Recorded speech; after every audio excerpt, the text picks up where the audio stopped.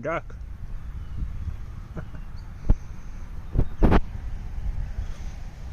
Wonder if whoever likes that, whoever was in that grave liked ducks. Oop, no, doing a very good job at pointing it there. Duck.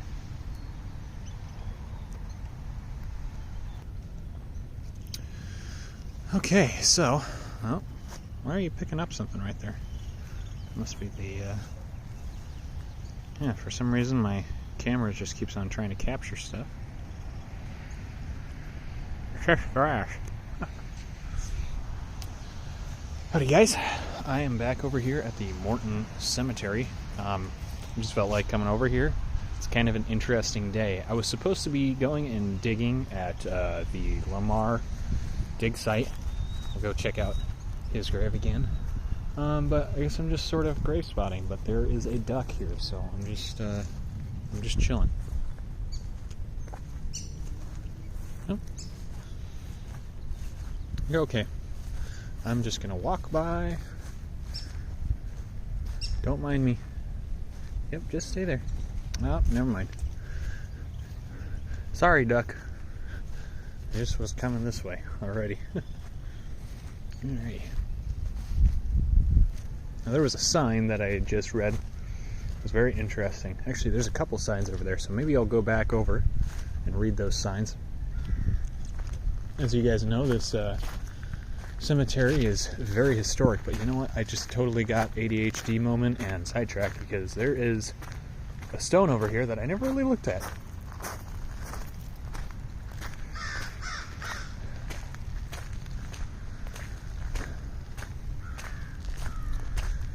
So there was that one with the Confederate flag on it.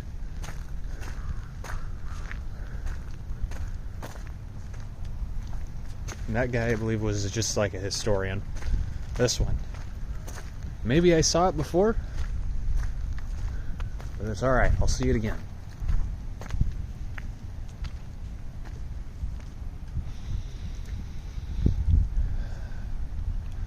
Born in Kentucky, came to Texas in 1837, took an active part in the struggles of the infant republic, was with the noble little band under command of W.S. Fisher in 1842, was taken prisoner in the unfortunate Meyer expedition.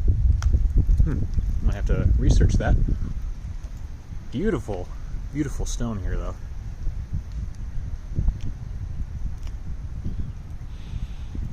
And if you guys see smoke, that's probably just from my cigar. I decided to go check out a little cigar shop. Felt like a good day to have a cigar and do a little spooky walk. Not that this place is really spooky. I actually really enjoy coming over here.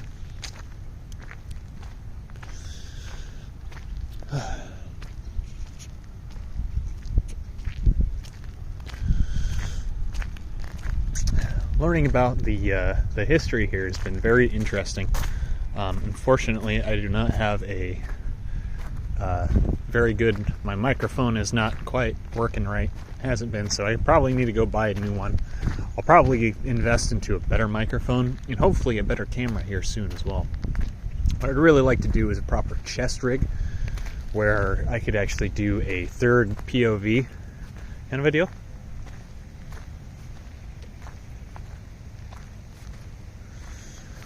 One smoky cigar. Alright.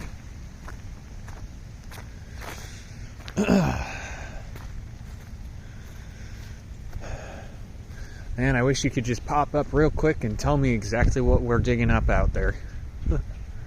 That would be really cool.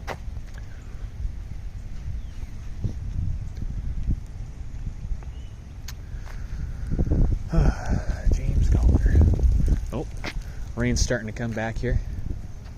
Unless that's just the tree dropping off some droplets. We'll go over here really quick. I don't think I've ever looked at some of these stones over to the right. I know I checked this out last time, I believe. There's a bunch of small stones.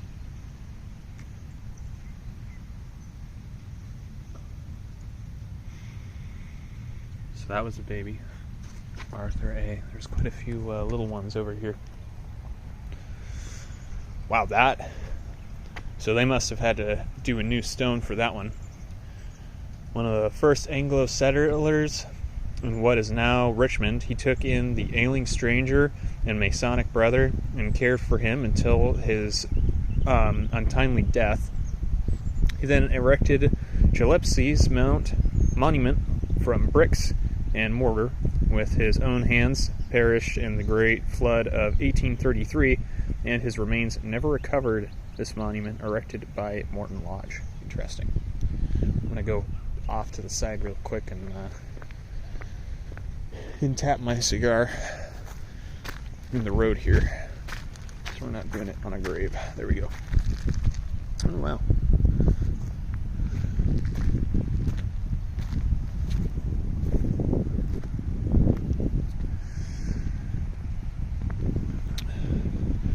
I just wish I would be able to come over here and talk to these people, you know? Some sort of medium. It's needed. Yeah, I think I had recorded this last time, but if you guys want to pause the video and read that, it's a pretty interesting piece of history. So the Masonic symbol is all over the place in here. There's a lot of Freemasons, and a lot of the founding fathers were Freemasons. Take that with what you will. I'm not entirely sure what that means. And I'm not always up to disclosing conspiracy theories. Okay, here we go. This is an interesting one. Entered unto rest, July 31st, 1895. Oh, there's a squirrel over there. And his residence in Richmond, Texas, Philip E. Pearson, in the 54th year of his age, until the day break and shadows flee away. Philip Pearson, 2nd Lieutenant, Confederate States Army. So I wonder if he went out and marched or just stayed here in Texas.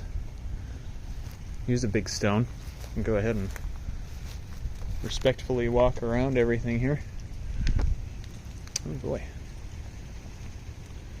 I think I'm going to have to, in loving remembrance of my darling son, a precious one from us is gone, vacant. God in his wisdom has recalled the boon his love had given. And though the body molders here, the soul is safe in heaven. Yes, indeed.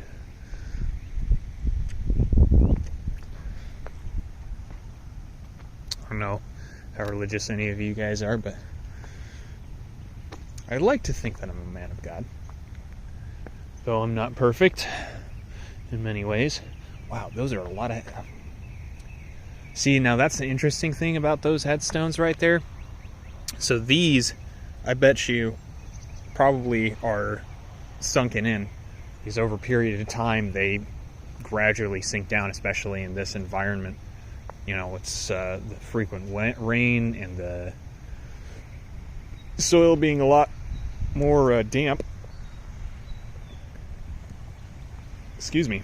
Means that it's eventually going to start falling in.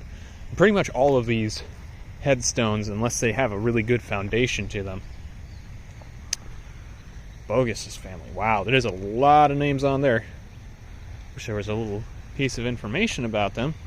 They pretty, it seemed like they were pretty involved in this whole thing, so they must all be in here. Whoa, hello. I pushed over here.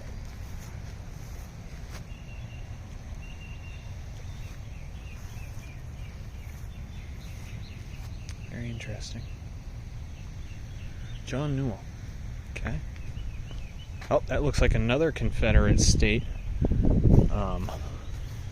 conscript, maybe? Texas State TRP, Confederate States Army.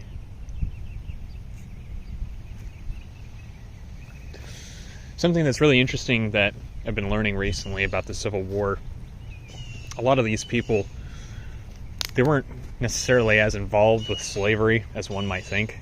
Now, there was definitely slaves here in this region, and slavery was prolific here in Fort Bend.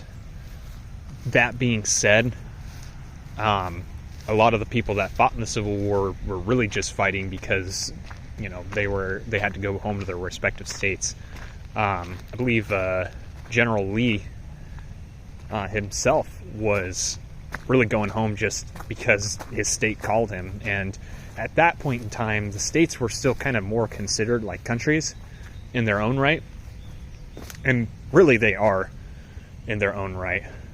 Let's take a look here. Sacred to the memory of John R. Pettus, M.D.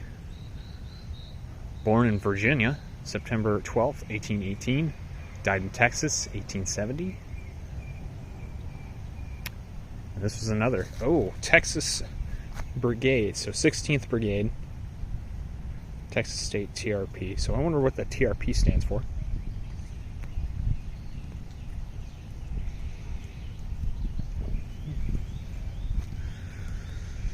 Oh, boy.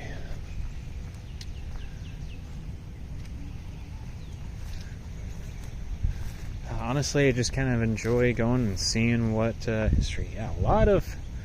I guess today was looking at the Confederate Army. There's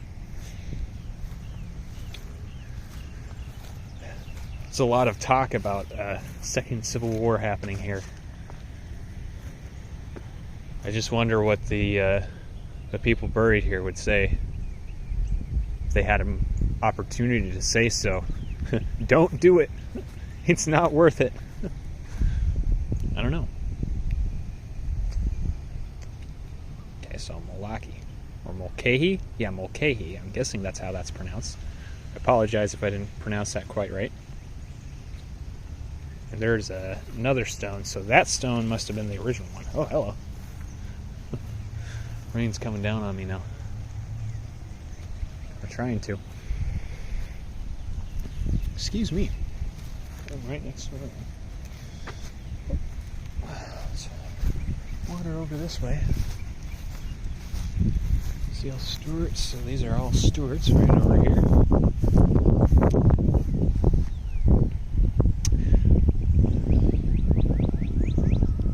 I wonder if some of these families are still here.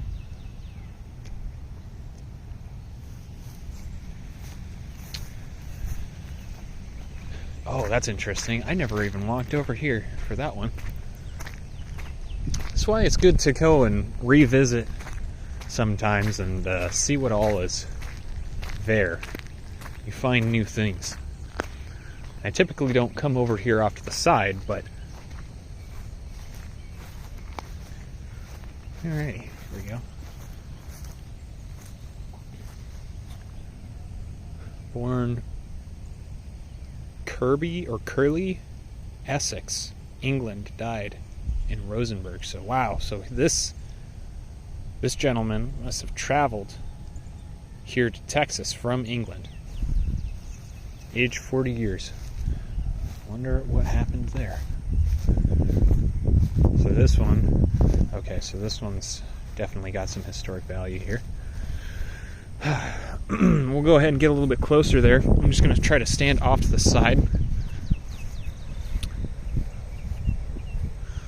Judge Joseph Crawley Williams, Kentuckian, Louisianan, and Texan. Centenary College, 1868, Cumberland U, Law, Bar, Lebanon, Tennessee.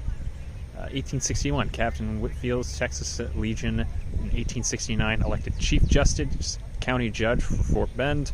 Consecutive terms in the 80s, attests to his ability and popularity during the Reconstruction Republic, and Episcopalian. Interesting.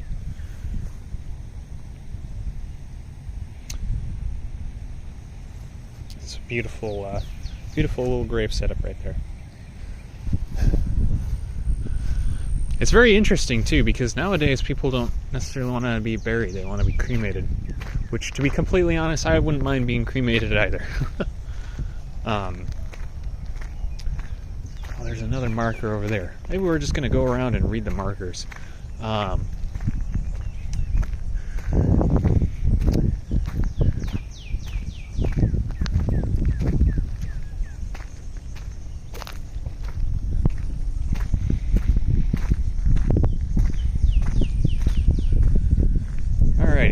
Walter Moses Burton. So is that this guy right here?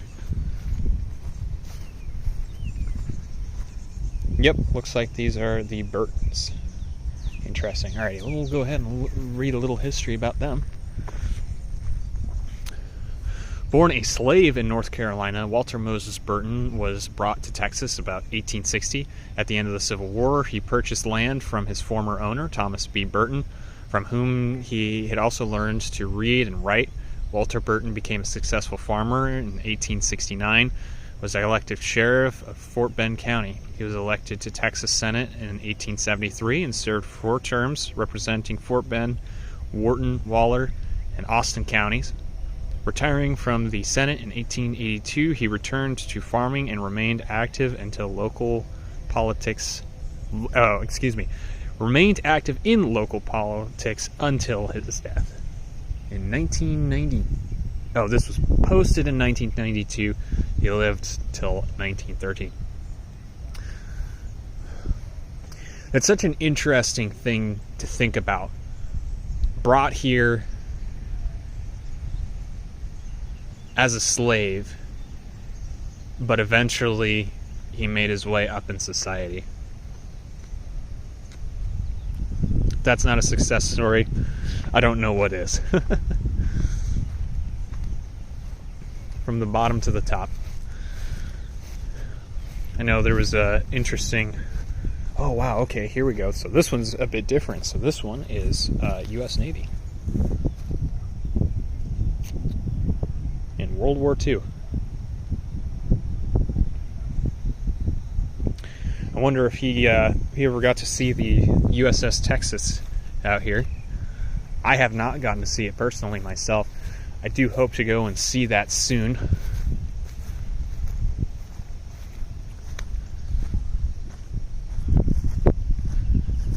That's a beautiful little... if I was going to have a grave, I'd actually rather it be covered in a bunch of beautiful plants like that. Hopefully this fellow doesn't mind, though.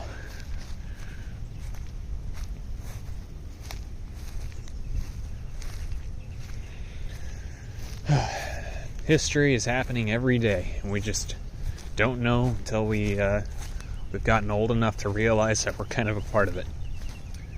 And I just happen to wonder if these men and women felt the same, you know? They were just living their lives, doing what they thought best. And now they're here, hopefully immortalized. I don't think that this graveyard would ever come down anytime soon, and if it did, it would be really, really a shame. So these are the Robinsons.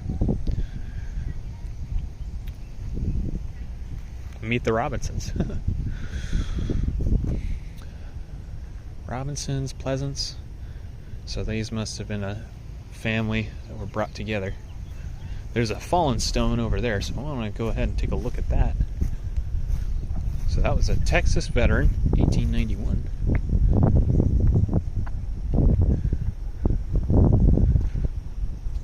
Just want to come over here real quick. See, Pleasant. Very interesting.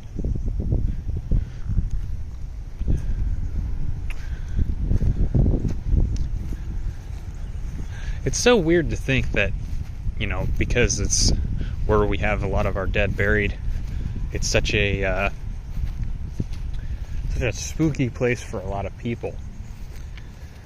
But in those times, you know, death was a very, it was kind of an expected and welcomed thing. It's just another part of life, another stage in life.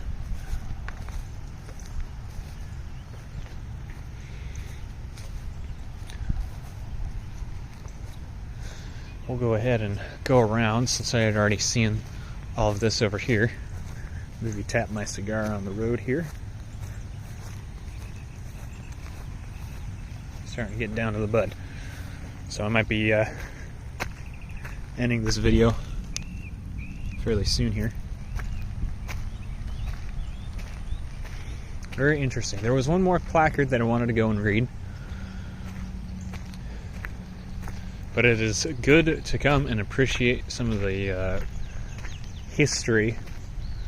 It's very rich in history here. That's important. We need to preserve that. It's kind of the hope with this YouTube channel, is that we might be able to make history mainstream again, you know. I remember growing up and watching the History Channel and enjoying all of the information that was provided to us by it. I think it's the one thing that pretty much everybody in some capacity should be decently well versed on. It makes me cringe when I see those videos of people in New York or Los Angeles, especially in places like that where, you know, history literally happened in those places. History was made in these places and they have no idea what's going on.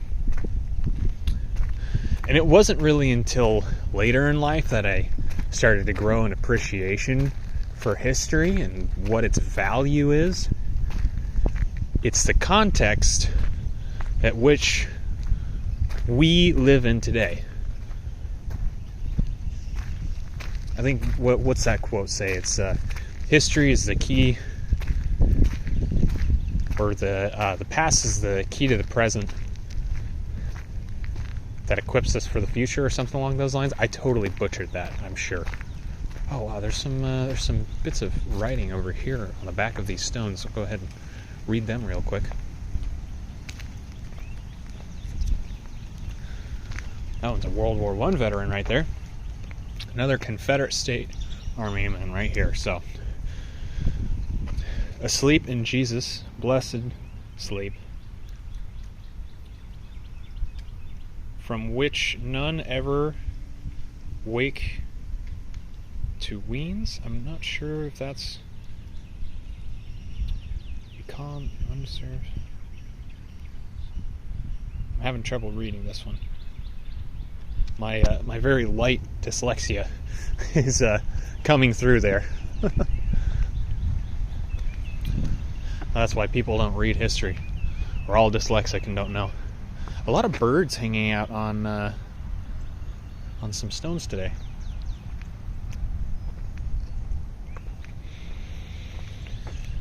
Maybe I should start venturing onto the other side. But I think for today, I'll go wander that side, but I'm not going to record it for right now, just because I don't, you know, a lot of these people, especially on the left side, are, you know, these people might have passed away recently, and I don't want people to have to deal with that being posted online. Oh, hey, there's that duck earlier. It's on a different sign. Alrighty, so we're going to come over here and read this sign right here. And I think that'll be the end of the video. Oh, there's a couple of things. Okay, I'll read both of these.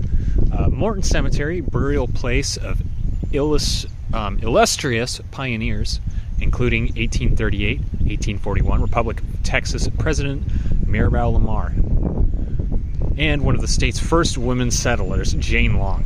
That's interesting that they clarify that, because we do know that Jane Long was not the first lady to have birthed here that was of Anglo-Saxon heritage. I believe, well, she might have been the first of Anglo-Saxon heritage. I think they said that somebody from France actually was the first, but either way, she's an influential part of history, and nonetheless is still known as the Mother of Texas.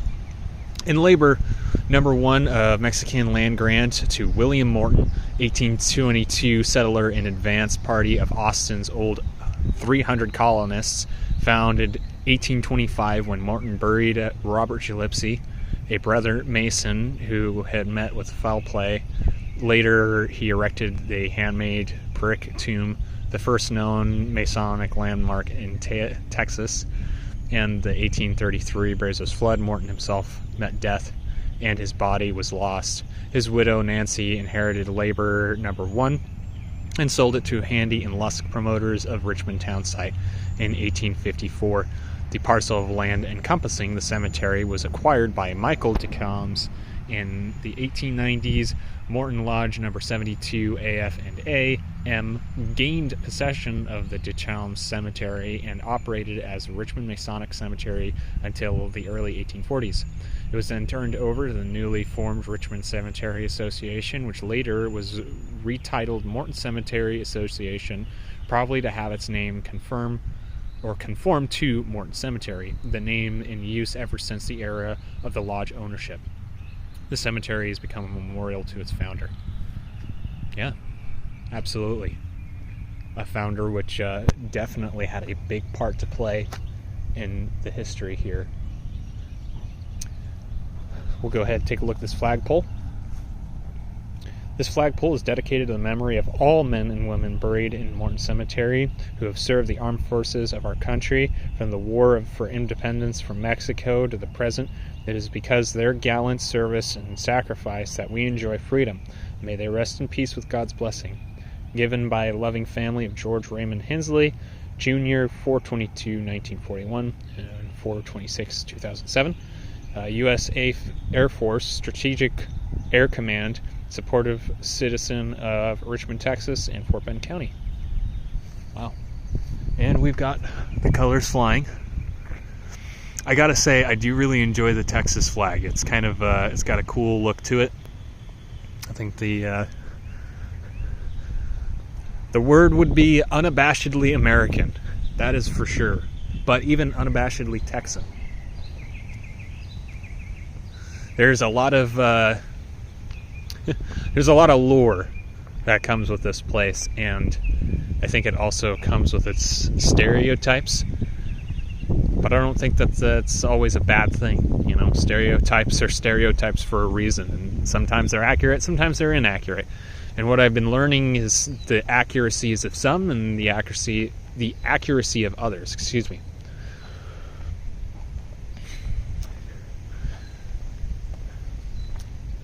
Bad history is still history, and oftentimes there's a lot more good history within the bad history than we realize, and we just have to be respectful of that still. So, this was Milo Moves, back here at the Morton Cemetery, enjoying a stogie, revisiting some of the headstones, visiting some new headstones, and for sure, reading quite a bit of the history here. I'm guessing next time I'm going to be checking out this section over here a little bit more, because this is an area that I haven't quite visited a whole lot. But until then, that is going to be all for today. Thanks for joining me. Milo Moves out.